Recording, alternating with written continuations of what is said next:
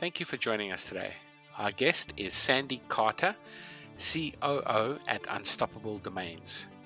In this episode, Sandy and I are going to discuss Unstoppable Domains and some of the reasons for its creation. We'll also be looking at brand protection within Unstoppable Domains and how that is going to be done going forward. We'll also be looking at Unstoppable Domains goals going forward, which includes using Web3 blockchain names as digital identities for individuals. So without further ado, let's begin. Hi, Sandy. So just so for the audience, do you want to give us a little bit of a breakdown about yourself, Sandy Carter?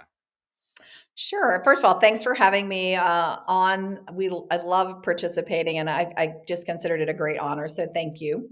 My name is Sandy Carter. I am the COO of Unstoppable Domains. Just a little bit of background or history on me. I've worked for big tech companies and startups. So it seems like I'm doing like big tech startup throughout my career. Most recently, I worked for Amazon Web Services, where I actually started our enterprise division at Amazon and then moved into looking at some of the ways that we could explore technology for our customers and our partners in things like blockchain, artificial intelligence, AR, augmented reality, virtual reality, and some of those things. And then I came over here. I was doing a lot of side projects because I was exploring all those tech, which makes up Web3 and the metaverse and AI. My CEO and our founder, one of our co founders, invited me to dinner up in Seattle, explained his vision, where he saw gaps. And by that time, I was pretty excited about my side projects and what was going on. And so he really, not formally, but informally sealed the deal at that dinner with our conversation and his vision. I like it. A side hustle. It's always great, eh? Especially when it becomes something that you get really passionate about, and it becomes a career going forward.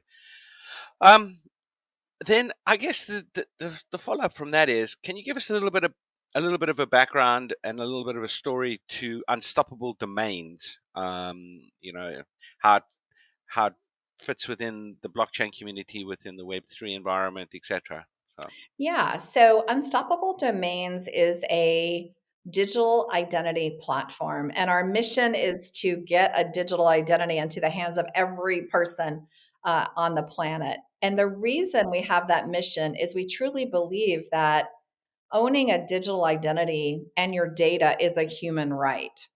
It's really important, we believe, that that digital identity and data is under your control. So you get to decide who you share it with, when you share it, how much you share, how long you share it. We believe all that is important.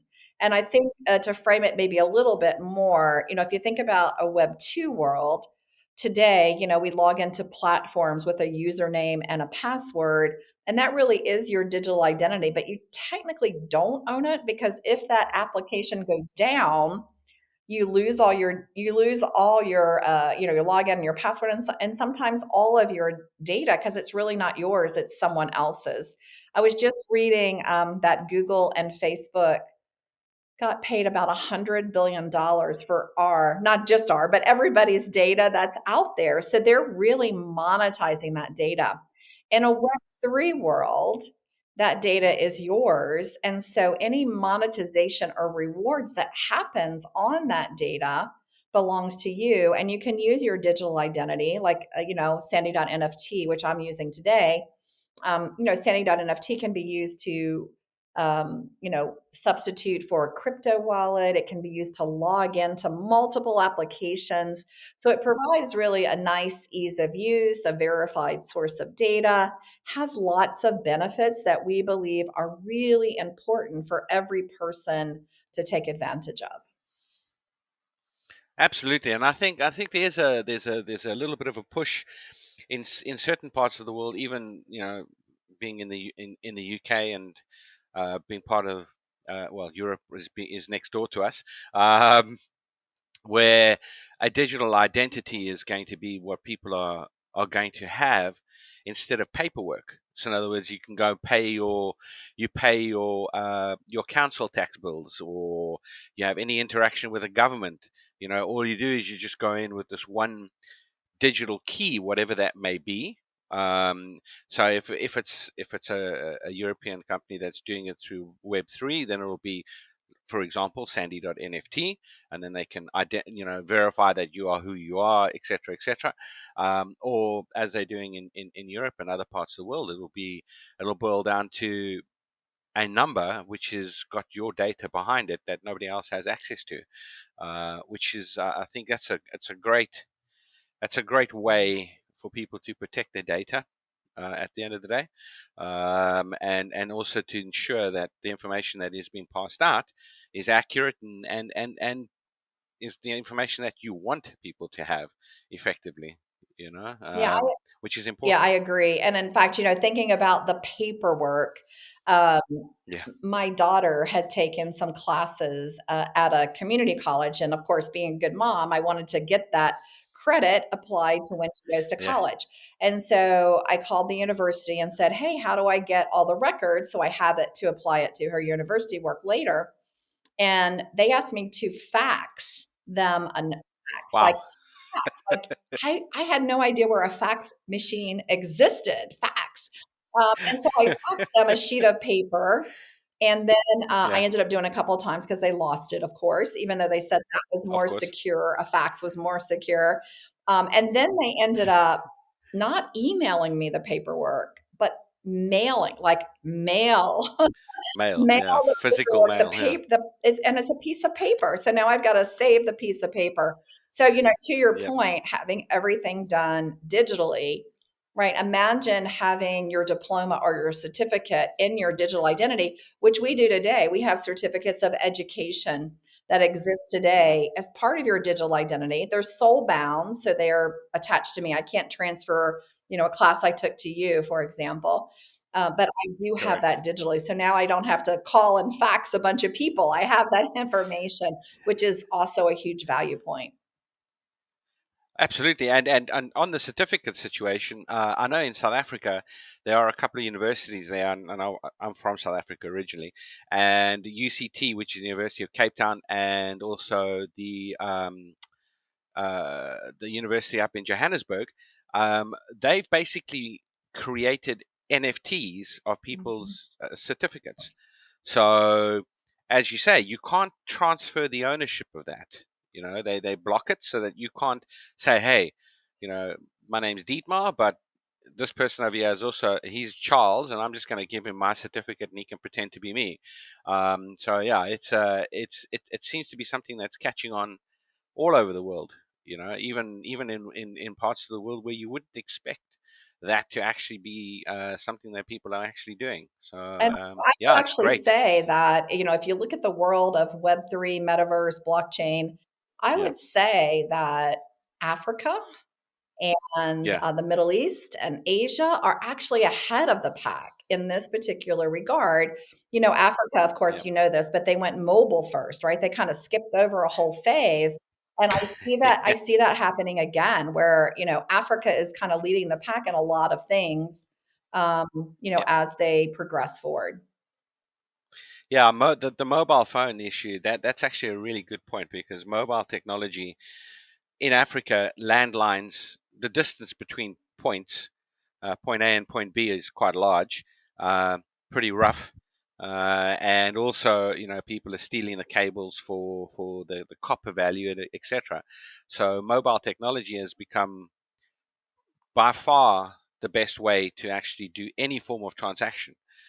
People are buying stuff, selling stuff, paying for stuff, doing everything via their mobile phone, as opposed to having a traditional landline, for example.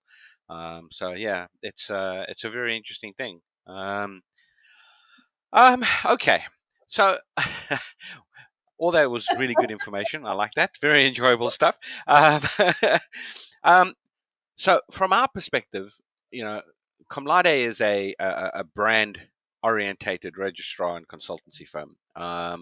So all of our customers are brands, big or small, law firms, etc., and they're always interested in how brand protection is looked at or viewed by different sectors. Now, Web3 is a relatively new space for brands. There's a lot of some brands which are kind of tech focused, like you mentioned, AWS, for example. Those that are tech focused may have been in the sector for a few years, whereas there are quite a lot of brands that are still pretty old school.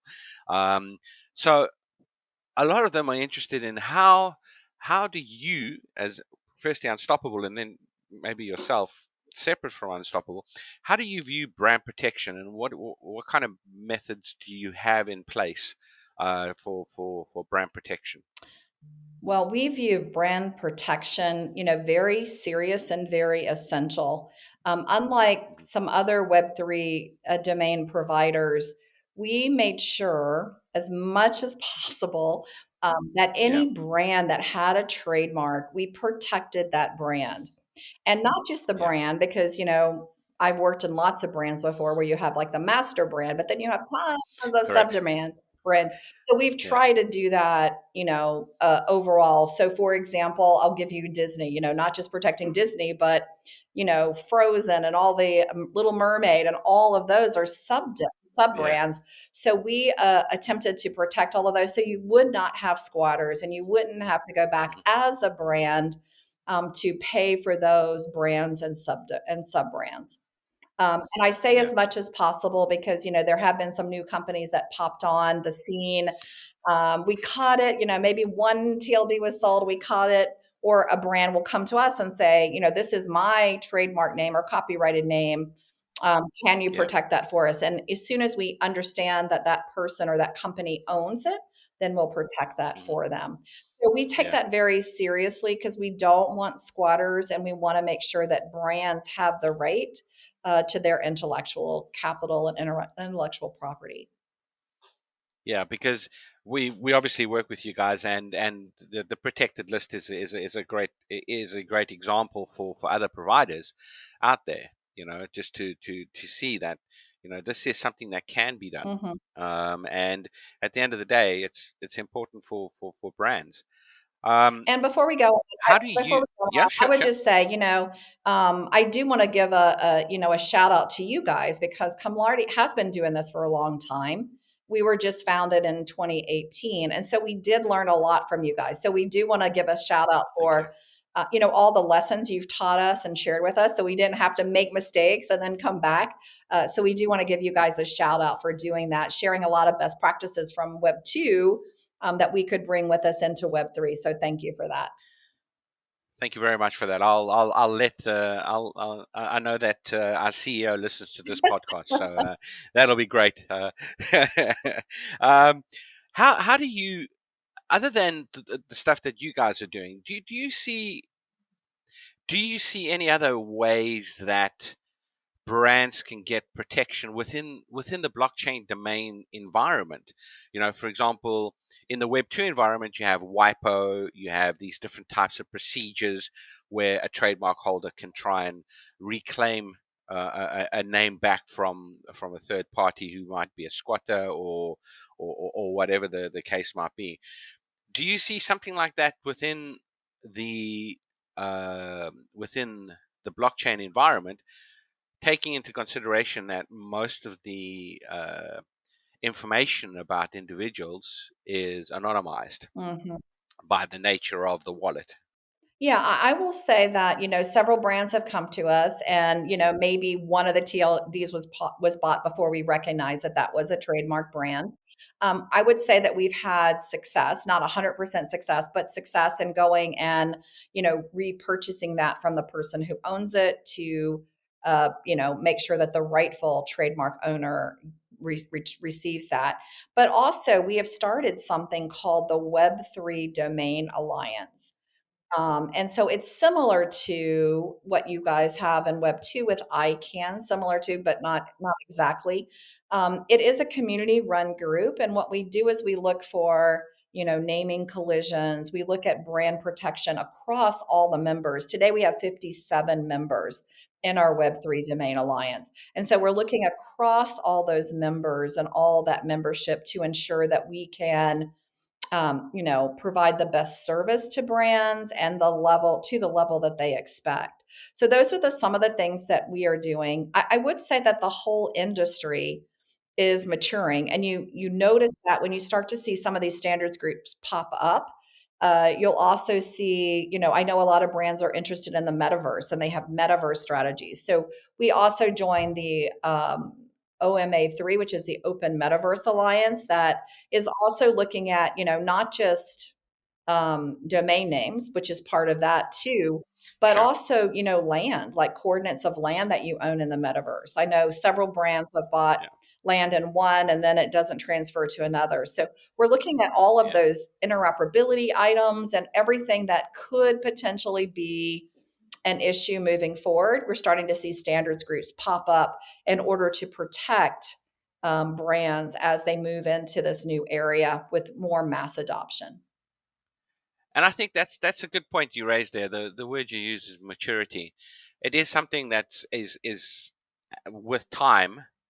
Maturity brings gray hair. Nobody can see that, but it brings gray hair, and you start to think slightly differently, and new processes get put in place to ensure that you're taking care of all customers, brand or non-brand, and maturity does give you that insight, which is very important. Yeah, I agree. I Um, agree. I know I was just at NamesCon, and I heard some of the yeah, wild, wild west days of ICANN and what Web2 went yes, through, right? And so again, yeah, that's why we appreciate you guys sharing, because you can learn from the history. All new technologies go through this. This is not unique to Web3 and the metaverse. All new technologies go through this. And what I am really yeah. excited about is that having a standards body really does help us to see that we are starting to mature. That's excellent. Yeah, I totally agree with you on that. Yeah, that's a great point. That. Um, what does Unstoppable see its goals going forward? Obviously, you've been able to get the foundations of the business started, which is great. And you've got the, you're moving, selling names and other services, etc. But what are the goals going forward for Unstoppable?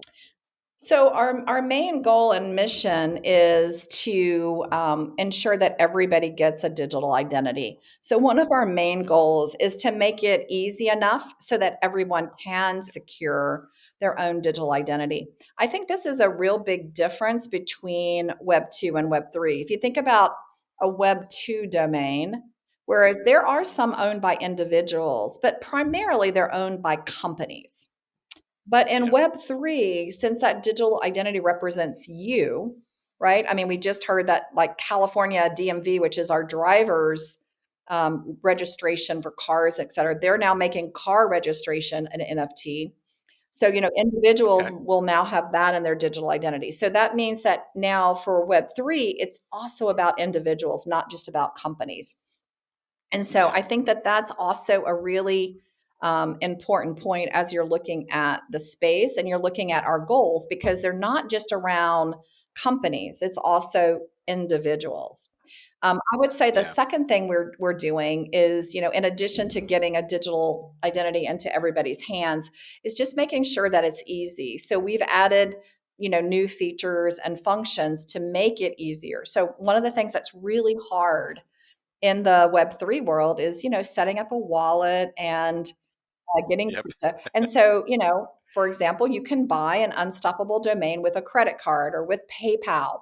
Actually yeah, don't have to have a wallet. We do something kind of like putting it into a vault. We call it parking, but it's really taking what you just bought and placing it in a vault. You don't have to do a wallet, for example. So we try to yeah, make it yeah, super easy. We provide a lot of education around that. And then, of course, we want to be the best innovator.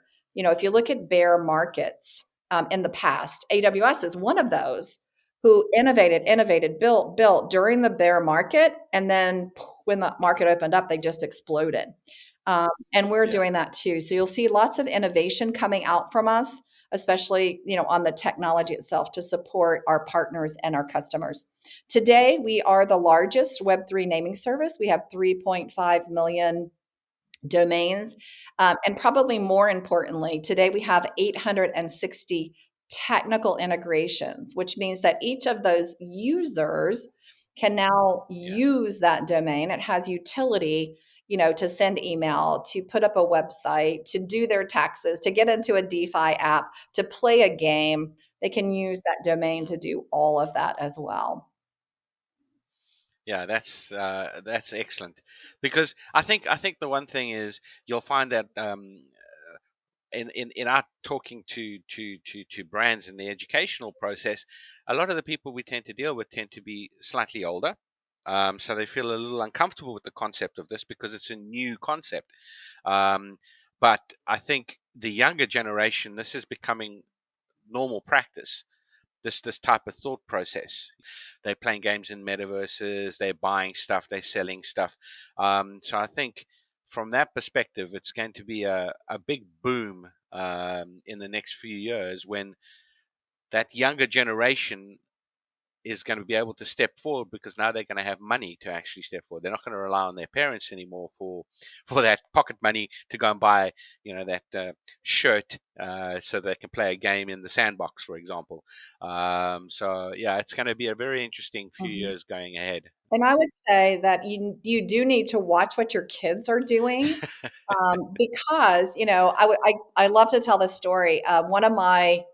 One of my daughter's friends and my friend, I'm friend with the mom. There was a birthday party, and so Yes. I asked her daughter, "What do you want me to get you for your birthday?" Yeah. And I thought for sure, she's really into fashion now and Sure. jewelry. I thought for sure she was going to say a new shirt, Auntie Sandy, or a new necklace or something. I was surprised. She wanted Robux, which is a Yes. current digital currency for a program called Yeah. Roblox. And so I just found that fascinating. And so I sat down and kind of interviewed her, and she said, "Oh, Auntie Sandy, digital collectibles, like they last forever. They Correct. don't go bad. They're so much more valuable." And Yep. that kept echoing my head. Digital collectibles are so much more Yeah. valuable, and that is the next generation. So, most Web3 companies, I don't have to go in and explain the value of a digital identity because they get it. They're mostly, Absolutely. Yeah.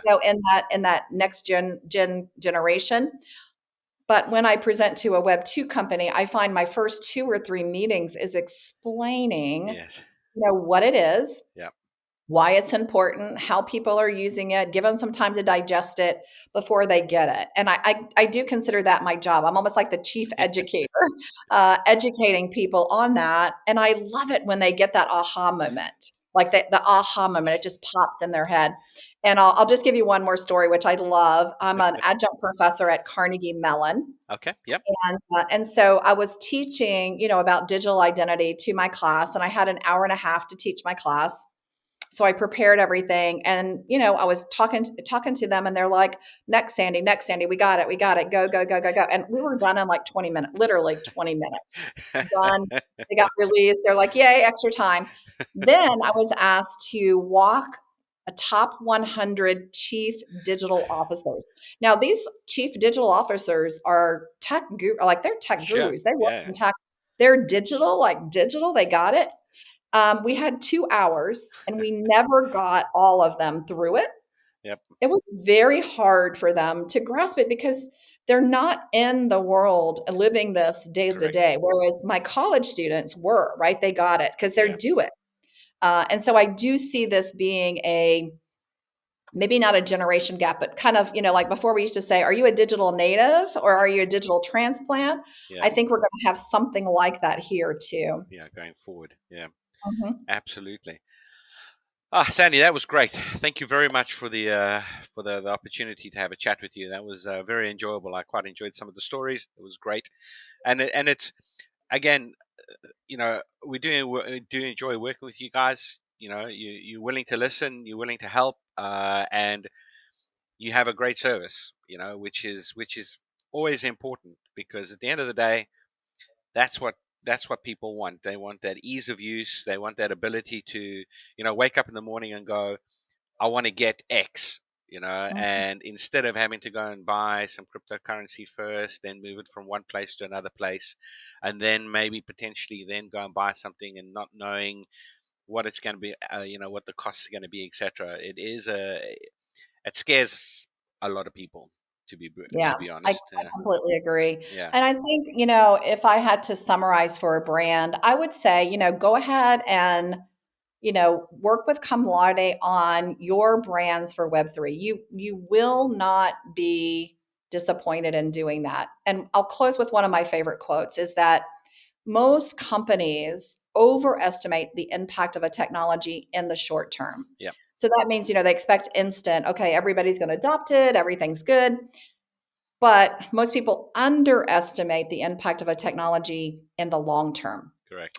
And I want all of your customers to be in that second phase, right? Where Second bucket. Yeah, they're looking at this for the long term. And the long-term play is this is going to come to pass. So you should, as a brand, you need to be ready. You need to be forward thinking, and invest in this space now. Don't let it pass you by. Don't be like a late adopter. This is definitely a spot to get in early. yeah, absolutely. Well, Sandy, thank you very much for your time. I know you've got a busy schedule ahead of you today. So thank you very much for your time, and I hope you have a great weekend. Thank you very much, everyone, for listening. Big thanks to our guest for answering all our queries. That was very informative. If you have any additional questions or would like to have a chat with us, please send an email to web3@comlade.com and we'll get in touch. If you want to hear more interesting discussions on Web3, follow our podcast on Apple Podcasts, Spotify, Google Podcasts, or YouTube.